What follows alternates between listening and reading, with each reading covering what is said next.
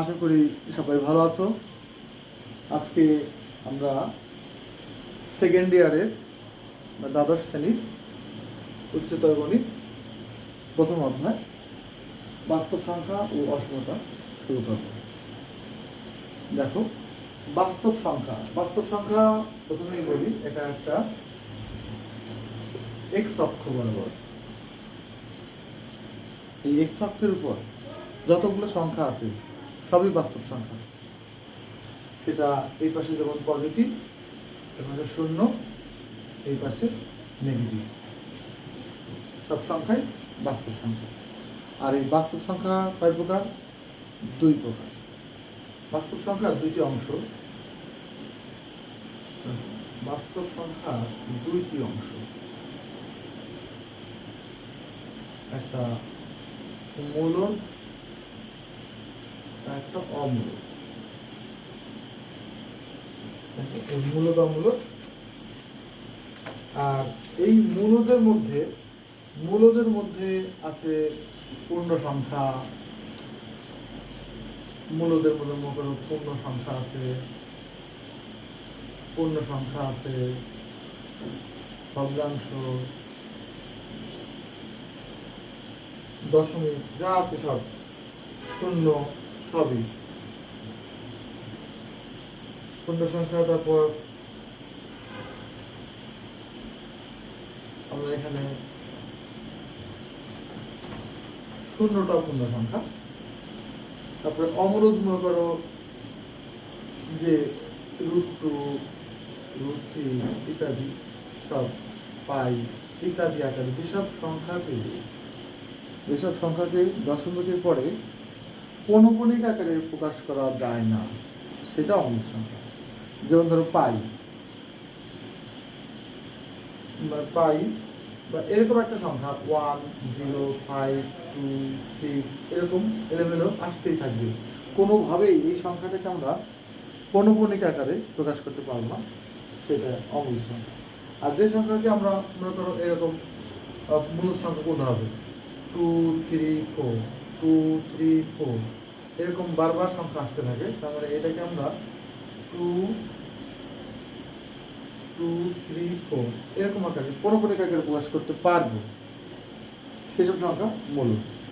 আর পূর্ণ সংখ্যা তো অবশ্যই পূর্ণ সংখ্যা -2, 2, 4, 6 ইত্যাদি সবই পূর্ণ সংখ্যা, সবই মূলদের মধ্যে। পৌনঃপুনিক আকারে প্রকাশ করা যায় যেসব সংখ্যা সব পূর্ণ সংখ্যা। শূন্য পূর্ণ সংখ্যা, ভগ্নাংশ 2/3, 3/4 মিশ্র সব আমরা মূলদ সংখ্যা মধ্যে। আর অমূলদ সংখ্যা শুধু দেখবো যেসব সংখ্যাকে দশমিক পরে যে সংখ্যাগুলো থাকবে সেই সংখ্যাগুলোকে পৌনঃপুনিক আকারে প্রকাশ করা যাবে না। আরো পারবার, যেমন ln 2 বা sin 29 ডিগ্রি ইত্যাদি, এগুলো সব অমূলদ সংখ্যা। এখন দেখো এইগুলোর ব্যবহার।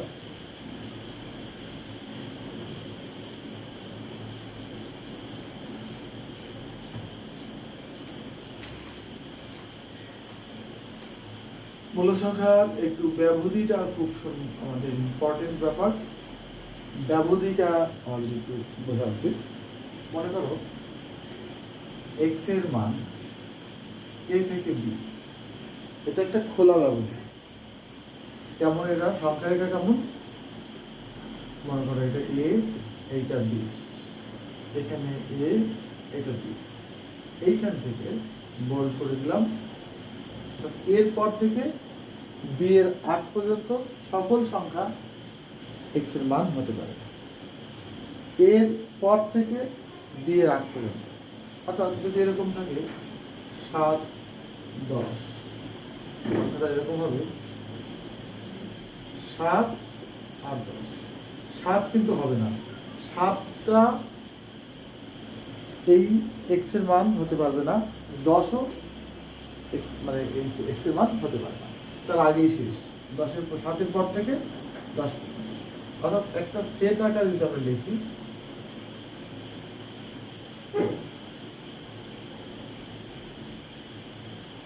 আমরা বলবো 7টা বা 10 does not belongs to S। তাহলে 7-এর পর থেকে 10 পর্যন্ত যত সংখ্যা আছে সবই এস সেটের অন্তর্গত এবং এটা একটা অসীম সেট এবং এটাকে বলা হয় ওপেন সেট, খোলা সেট। এটাকে বলা হয় ওপেন সেট, খোলা ব্যবধি।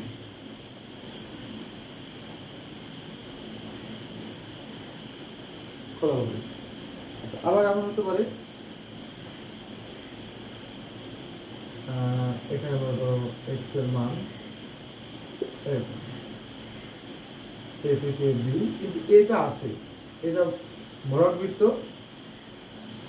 বিটা ফাঁকা বৃত্ত। অর্থাৎ এটা অর্থ হলো এক্স এর মান এ হতে পারে, বি এর আগেই শেষ। Left close, right open. Left বামে বদ্ধ, ডানে খোলা।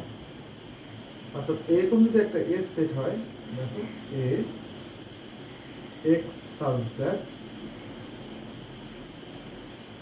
দেখো এখানে বিটা এস সেটের মধ্যে, কিন্তু এটা এস সেটের অন্তর্গত, এটা এস সেটের মধ্যে আছে।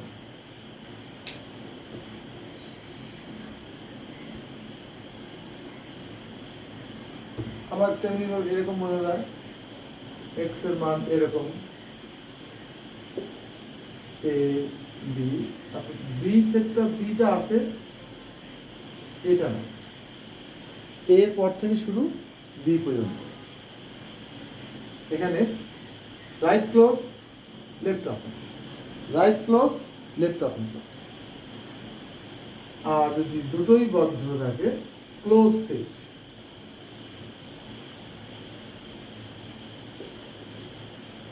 দেখো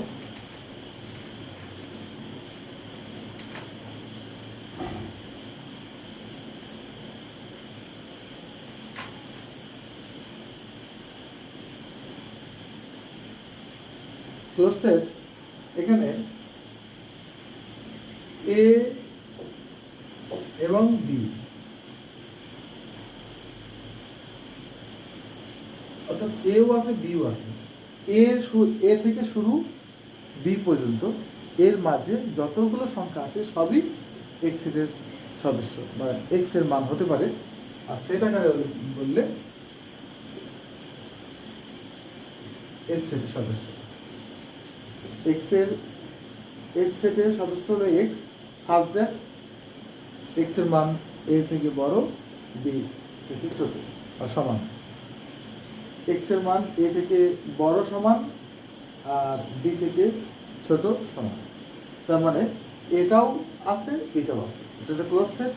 এটাকে যদি আমরা যদি এক্স এর মানটা 3 বা 5 এরকম 3 থেকে 5 এর মধ্যে হয়, তার মানে এই সেটটা হবে 3 থেকে 5 এর মধ্যে যত সংখ্যা আছে ভগ্নাংশ সহ পয়েন্ট সব 3 থেকে 5 এর মধ্যে সকল সংখ্যা, 3ও আছে 5ও আছে। তাহলে আমরা ব্যবধি নিয়ে বিষয়টা একটু বুঝলাম।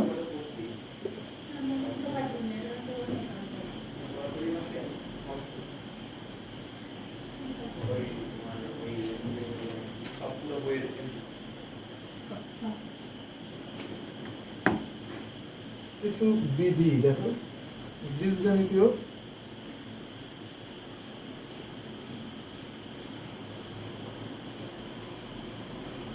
বীজগণিতীয় ধর্মাবলী, কিছু লাগবে আমাদের।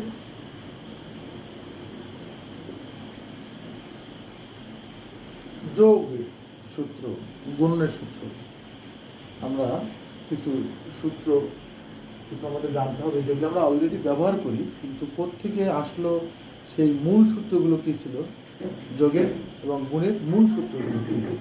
যেমন ধরো এ প্লাস বি প্লাস সি, এইটাকে আমরা লিখতে পারি এ প্লাস বি প্লাস সি। এটা তো আমরা সবসময় লিখি, কিন্তু কোন বিধি অনুযায়ী আমরা লিখি, সেই বিধিটা কি?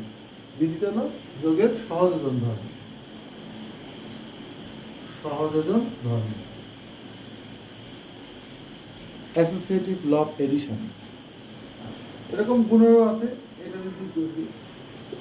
এটা যদি যোগের হয়, গুণের এরকম।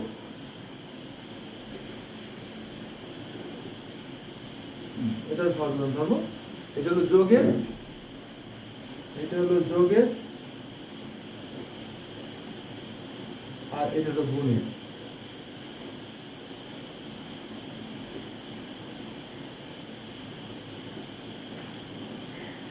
গুণের সহযোজন ধর্ম বিধি, গুণের সহযোজন ধর্ম বা বিধি। আচ্ছা, তারপরে দেখো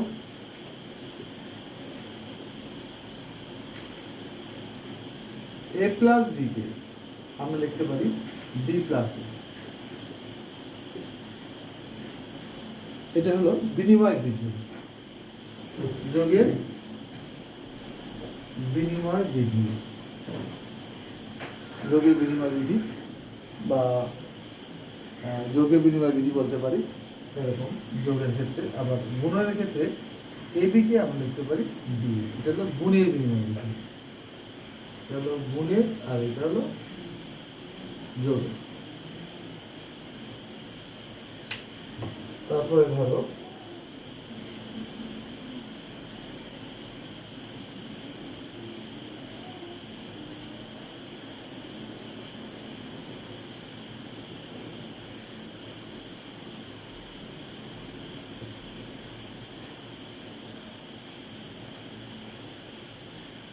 এ বি বাস্তব সংখ্যা হলে, এ বি বাস্তব সংখ্যা হলে এ প্লাস বি বাস্তব সংখ্যা,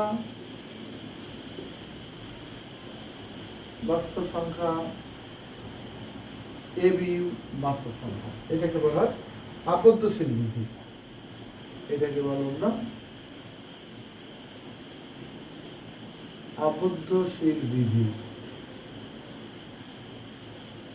এ বি যদি বাস্তব সংখ্যা যোগ করলে বাস্তব সংখ্যা হবে, গুণ করলে বাস্তব সংখ্যা হবে, এটা একটা বিধি আছে, সেটা হলো আবদ্ধশীল বিধি।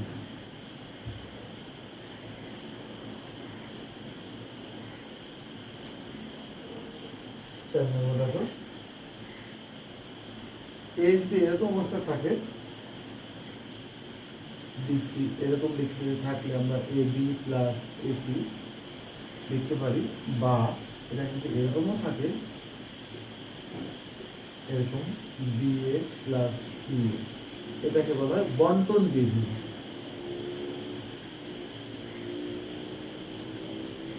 দেখে রাখো, এটাকে বলা হয় বিতরণ বিধি বা বন্টন বিধি। ডিস্ট্রিবিউশন ল গুণের ক্ষেত্রে আছে, যোগের ক্ষেত্রে আছে। এটা আমরা গুণ যোগ মিশাই আছে, এ বি এসি, এটা সবসময় আমরা ব্যবহার করি, কিন্তু বিধিটা কি? বন্টন বিধি। এই বিধিগুলো আমাদের কাজে লাগে। বন্টন বিধি।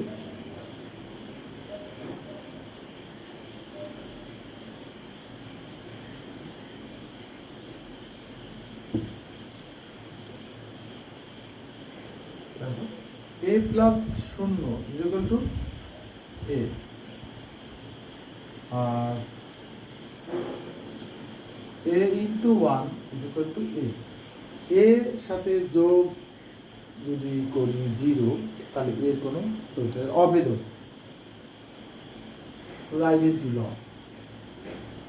অবেদক বিধি। আর এটাও অবেদক, গুণের অবেদক,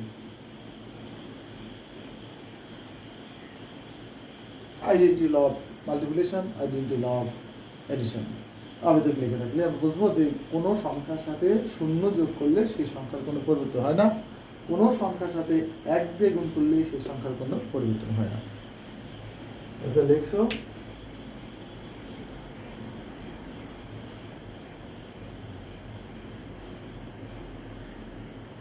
বিপরীত অক্রিয়া, সেটা হলো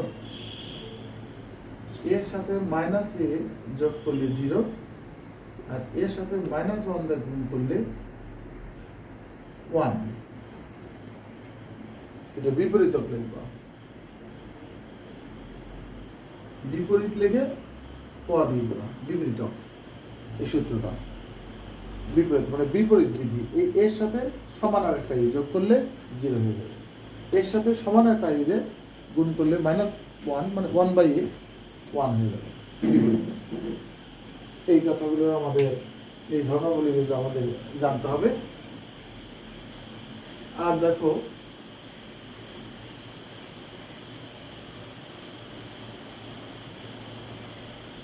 অসমতার একটু ব্যাপার দেখো, অসমতার কিছু দিকগুলো দেখো। অসমতা দেখো, এ গ্রেটার দেন বি হলে, এ গ্রেটার দেন বি যদি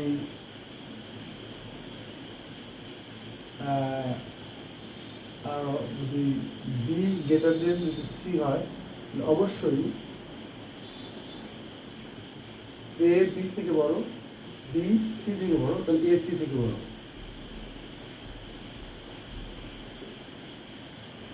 ঠিক আছে, অসমত ধর্ম। তারপর যদি এ গ্রেটার দেন বি হয় এবং সি পজিটিভ হয়, তবে এ প্লাস সি এর সাথে বি প্লাস সি যোগ করা যাবে। তারপরও এর সাথে সি, বি এর সাথে সি যোগ করলে এ প্লাস সি বড় হয়, বি প্লাস সি হবে। আবার দেখো, এ গ্রেটার দেন বি হলে এখানে একটু কথা খেয়াল রাখো, এই 1/a এবং 1/b কে বড় হবে? যেহেতু এ বড়, এটা বিপরীত হয়ে যাবে, এটা বিপরীত হবে। আর একটা এখানে সাথে সাথে এ যদি আমরা মাইনাস সংখ্যা থাকে বা মাইনাস যদি আমরা আগে মাইনাস না থাকে এরকম যদি থাকে, তাহলে কিন্তু আমরা মাইনাস দিয়ে গুণ করলে দিক পরিবর্তন হয়ে যাবে। মাইনাস দিয়ে গুণ করলে অসমতার দিক পরিবর্তন হবে, এটা আমরা ক্লাস 10-এ পেয়েছি। এ গ্রেটার দেন বি হলে মাইনাসে মাইনাস বি, তখন বিটা বড় হবে।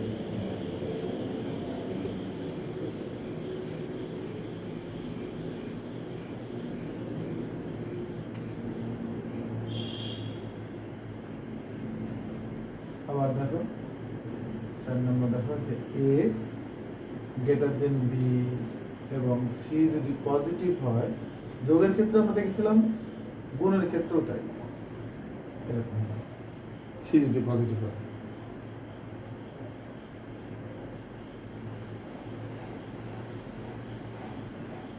এ বি বাস্তব সংখ্যা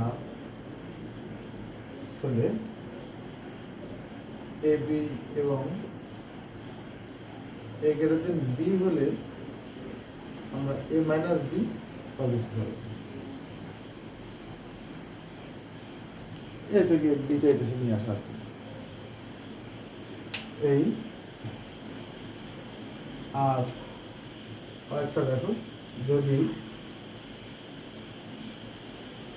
এ গ্রেটার দেন বি এবং সি যদি পজিটিভ বোঝাইছিলাম, সি পজিটিভ হলে গুণ করলে কি হবে? পজিটিভ থাকবে, মানে কোনো দিক করতে হবে না। আর যদি এ গ্রেটার দেন বি এবং সি নেগেটিভ হয়, তাহলে এসি বিসির মধ্যে কে বড় হবে?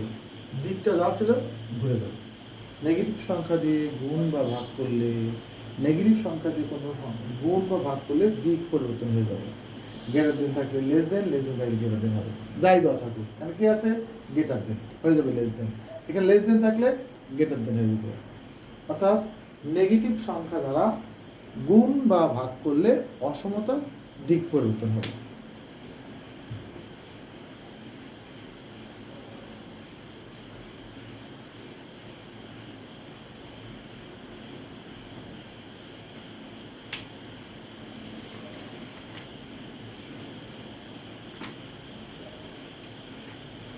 আর কিছু পরম মানের একটা সূত্র দেখো,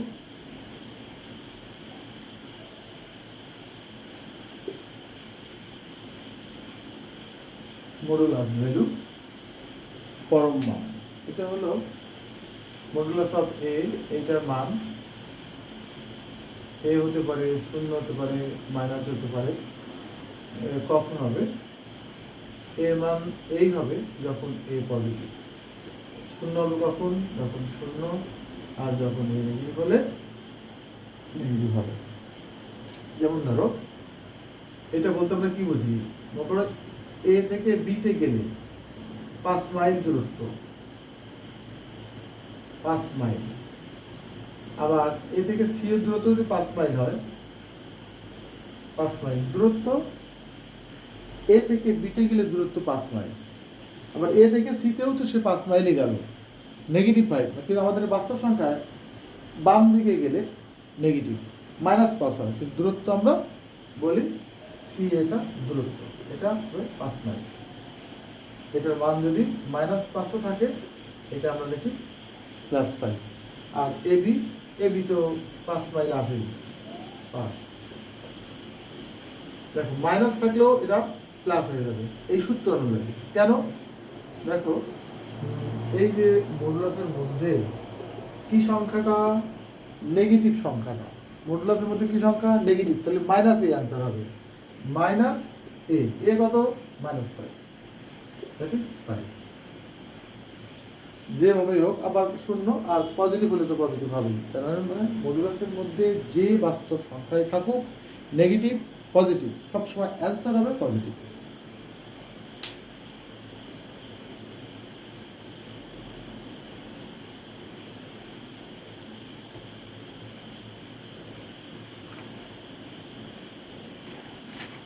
এখানে একটা সংখ্যা আমাদের জানা উচিত যে এবি, এই একটা সংখ্যা, এটাকে আমরা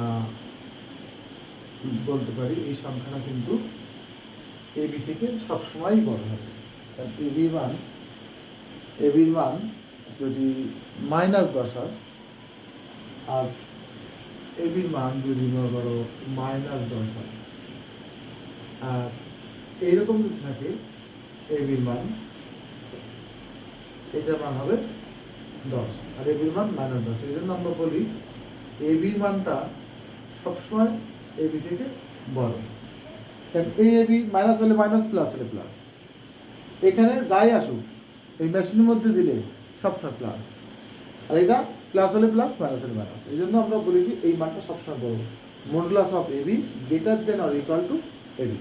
ধনাত্মক ক্ষেত্রে ইকুয়াল, আর ঋণাত্মক হলে এটা -20 থাকবে, কিন্তু এটা মান হয়ে যাবে +20। এই জন্য এবিটা সবসময় বড়।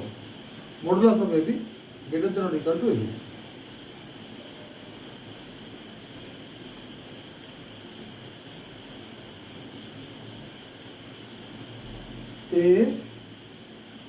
a into modulus of b, এটাকে আমরা লিখতে পারি ab, এই কথা লিখতে পারি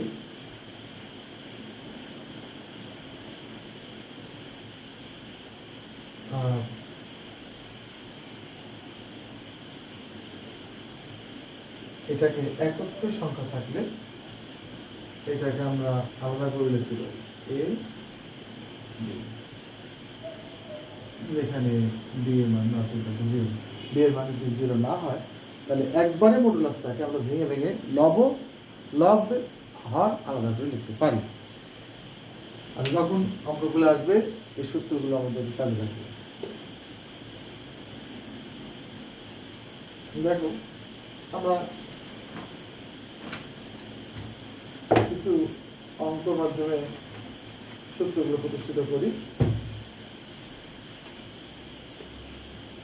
1 নম্বর একটা অঙ্ক দেখো, এখানে দেওয়া আছে -1 -8 প্লাস 3 - 1। মান নির্ণয় করো। মান নির্ণয় করতে গেলে এটার মান হবে -9 যোগ 2, এইটার মান হবে 9, এটা 2, দ্যাট ইজ এই সংখ্যার মান হচ্ছে 11। মান নির্ণয় করতে গেলে আসলে কত বা 2 নম্বরের জন্য অঙ্কগুলো আসে। আবার এরকম আর সংখ্যা দেখো 13 প্লাস -1 -4 -3 -8। তাহলে এই 13 তো থাকবে, এটা হবে +5 -3 মাইনাস, এই মাইনাস তো এই মাইনাস প্লাস হয় না, কিন্তু এই -8টা এটা প্লাস হয়ে যাবে। এই মাইনাস আবার এই মাইনাসটা তো প্লাস করো না, কারণ -8 দ্যাট ইজ 8 মডুলাসের মধ্যে। তাহলে আমাদের এখন নর্মাল 13 + 18 11 7।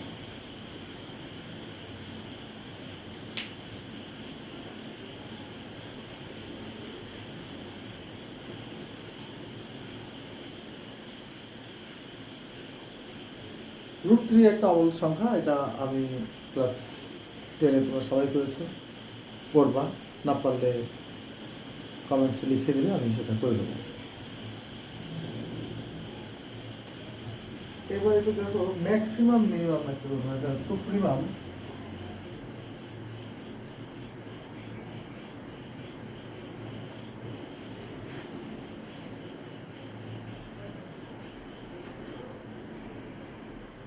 ইনফিনিয়ন,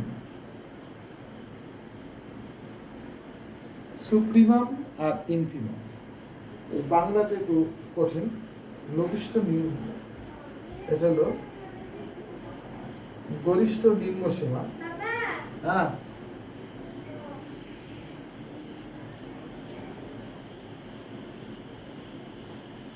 গরিষ্ঠ গরিষ্ঠ নিম্ন সীমা,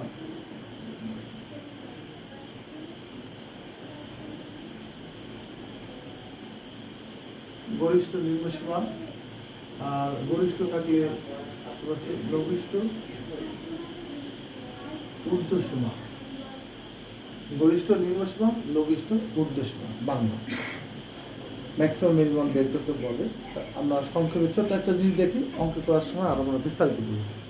যেমন একটা set X such that calculation করে শেষ পর্যন্ত এরকম আসে।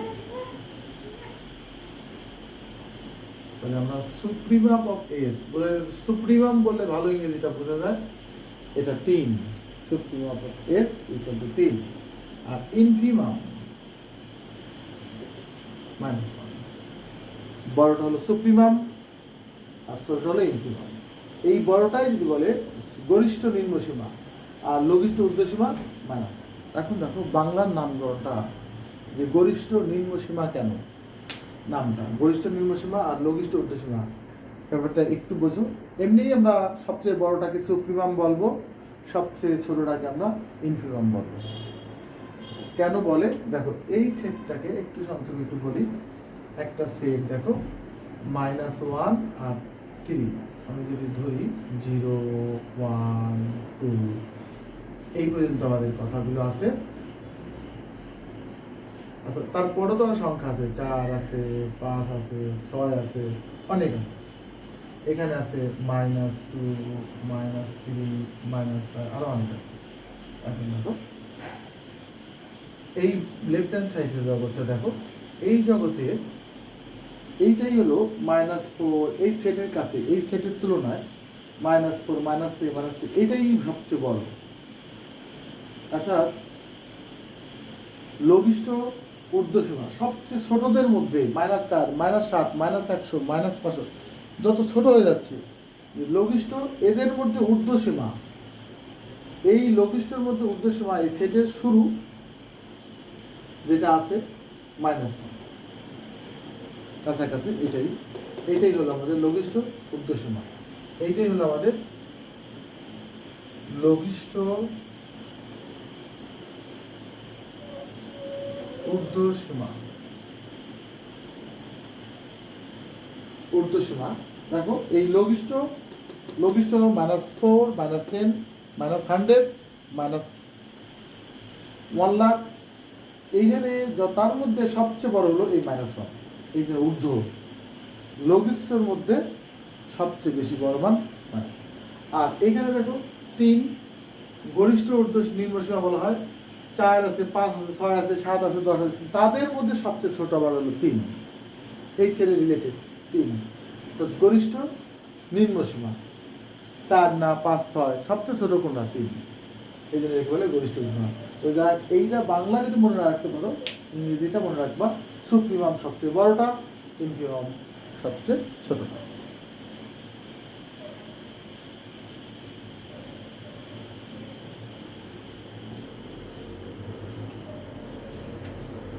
অনেক সময় মনে করো একটা সেট যদি এমন থাকে 0/1, 1, 2, 3, 4, 5 ইত্যাদি ইত্যাদি, n into n plus 1। দেখো এটা নিম্ন সীমা, সুপ্রিমাম কত, ইনফিমাম কত। এই সেটের প্রশ্ন হলো সুপ অফ এস আর ইনফিমাম অফ এস হোয়াট। দেখো এই সেটের আস্তে আস্তে বড়র দিকে যাচ্ছে, একটু বোঝা যায় 4/5 একটু বড় হচ্ছে 5/6, মানে 1 কোটি বাই 1 কোটি 1 প্রায় 10 কাছাকাছি চলে যাচ্ছে। দেখো 1 কোটিকে 1 কোটি 1 দিয়ে ভাগ করলে দেখো একই হয়ে যায়, বা 50 কোটিকে 50 কোটি 1 দিয়ে ভাগ করলে 1 হয়ে যায়। এখানে সুপ্রিমাম হবে 1 আর ইনফিমাম তো সবচেয়ে 0 দেওয়া আছে, এর চেয়ে ছোট মান আর নেই। এই আর এই অঙ্কগুলো সুপ্রিমামটা এই এতে না বুঝলে একটা দেখো, তোমরা ক্যালকুলাসে 9.1 ক্যালকুলাস আমরা করেছিলাম যে লিমিট n টেন্ডস টু অনেক মান 5, 7, 10, 100, 500, 1 কোটি 2 কোটি infinity n tends plus 1 n supremum by করার জন্য আমরা এই সূত্রটা ব্যবহার করতে পারি। n দিয়ে ভাগ করলে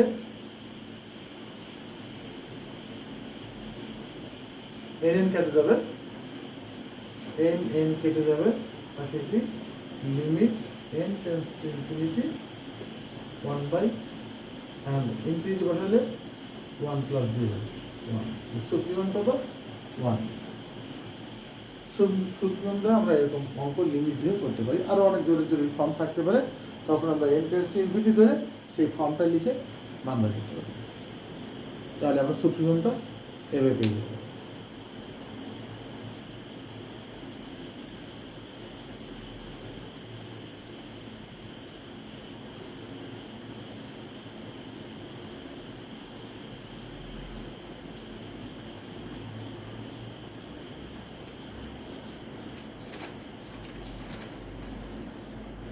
এবার দেখো কিছু অবজেক্টিভ আছে, তারপরে দেখো পরম মান চিহ্নের সাহায্যে প্রকাশ। পরম মান চিহ্নের সাহায্যে প্রকাশ। পরম মান চিহ্নের সাহায্যে প্রকাশ, তোমরা এখানে দেখো এখানে সূত্রটা কি, এইরকম যদি থাকে এটাকে পরম মান চিহ্নের সাহায্যে প্রকাশ করবো কিভাবে। প্রথমে আমরা এই দুটি সংখ্যা প্রান্তীয় সংখ্যা দুটির গড়, প্রান্তীয় সংখ্যা দুটির গড় বের করে সেই সংখ্যা সবার থেকে বিয়োগ করতে হবে।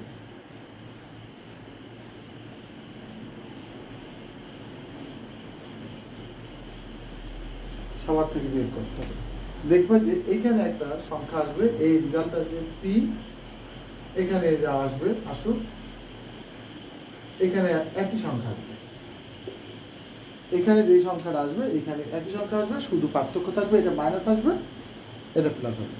তারপর এরকম হলেই আমরা লিখতে পারবো এই সংখ্যাটা less than equal to P. এই হলো পরম মান চিহ্নের সাহায্যে প্রকাশ। একটা উদাহরণ দিচ্ছি, যেমন ধরো 6 নম্বর -8 লেস দেন ইকুয়াল টু 2। আমরা যে সূত্রটা শিখলাম যে পরম মান চিহ্নের সাহায্যে প্রকাশ, প্রান্তীয় সংখ্যা দুটির গড় কত, মানে প্রথমে যোগ করো, যোগ করে কথা -6 -6 অর্ধেক কত -3। দেখো আমরা মাইনাস এই একটা মাইনাস দিতে হবে, তাহলে কত হলো -8 যোগ 2 ভাগ 2, দ্যাট ইজ -3 দিয়ে দেই, আমরা -3 দিয়ে দেই।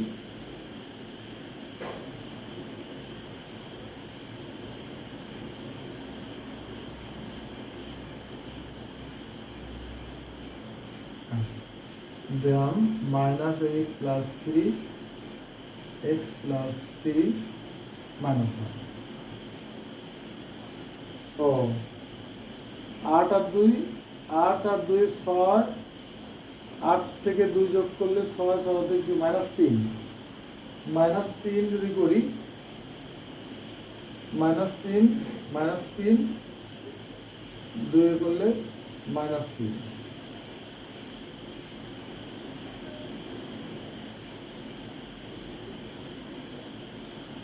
এখানে হবে 2 আর 3 5, আর এইখানে আমরা তো এইভাবে লিখছি x + 3, দেখো তার মানে এই -5 থেকে 5 এর মধ্যে।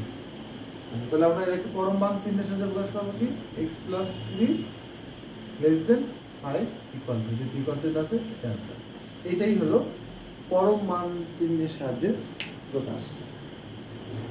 তোমরা দেখো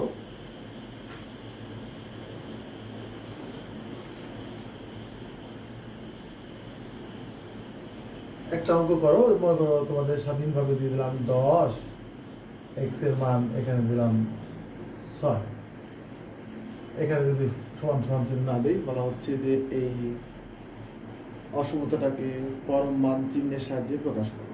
সেক্ষেত্রে আমরা এই দুটো যোগফল কত, -4, 2 ভাগ করে কত, -2, তাহলে -10 -2, x -2, সবাইকে তাই করে দিই। দেখো মিলতে বাধ্য, -10 যোগ 2, x + 2,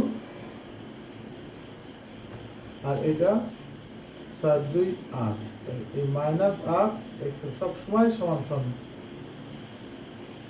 দেখো এই x + 2 লেস, পরম মান চিহ্ন যে কোনো সংখ্যাই থাকুক না কেন, অসমতা যেভাবেই অসমতা থাকুক, আমরা যদি এই সূত্র ফলো করি তাহলে আমরা প্রান্তীয় সংখ্যা যদি সমান পাবো, তখন আমরা এরকম লিখতে পারবো। তারপরে আমরা সূত্র বলতে এটাকে সূত্র আকারে যদি বলতে চাই, -a থেকে a পর্যন্ত যদি হয়, তাহলে এইটাকে আমরা পরম মান চিহ্নের সাহায্যে এরকম লিখতে পারি। -a থেকে a এর মধ্যে যদি হয় x এর মান, তার মানে x এর মানটা modulus of x less than equal to less than a।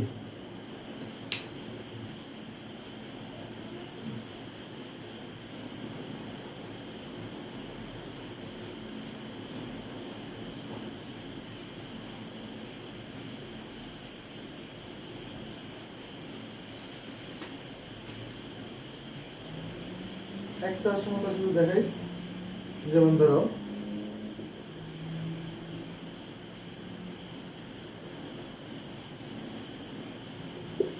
Number, a যদি b থেকে ছোট হয়,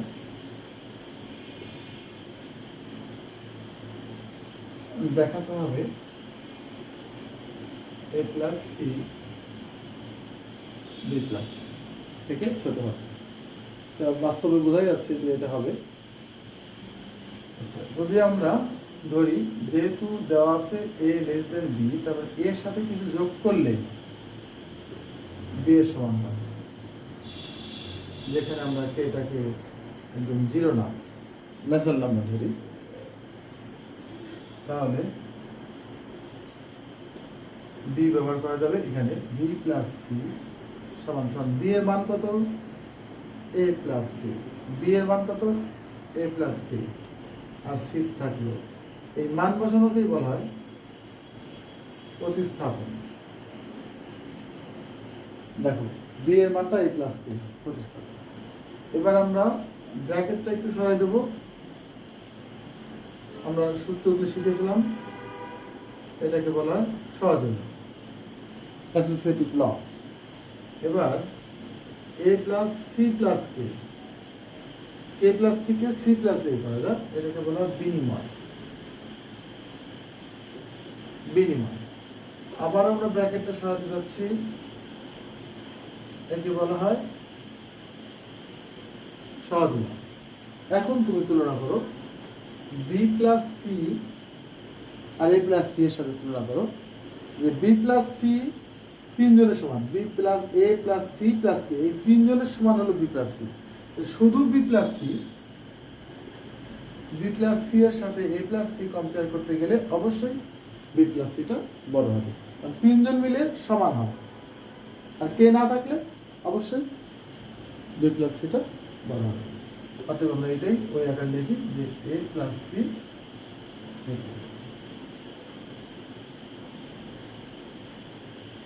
তো ঠিক আছে, এতক্ষণ আমরা বাস্তব সংখ্যা ও অসমতা নিয়ে আলোচনা করলাম।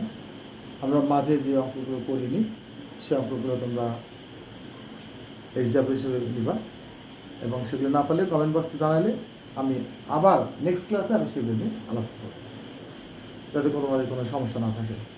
সবাই ভালো থাকো, সবাইকে ধন্যবাদ।